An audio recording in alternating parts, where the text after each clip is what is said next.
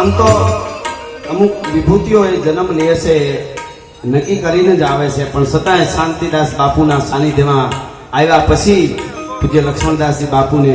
જે આખી દિવી ચેતના એમની જે આખો જે ઉઘાડ થયો એને એ ઉઘાડ થવાના કદાચ શબ્દો એવા છે ભગત બાપુના શબ્દોમાં કહી તો શાંતિદાસ બાપુએ કીધું હોય છે કે તું મરદ છો, તું રાજપૂત છો,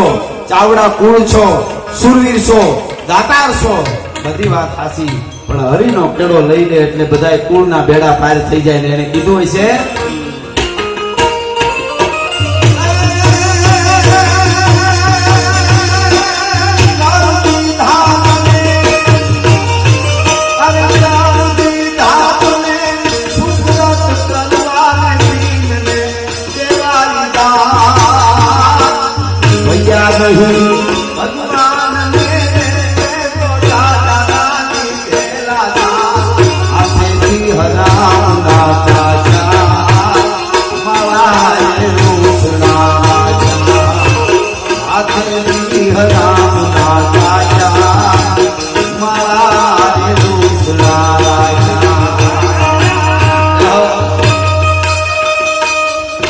Yeah.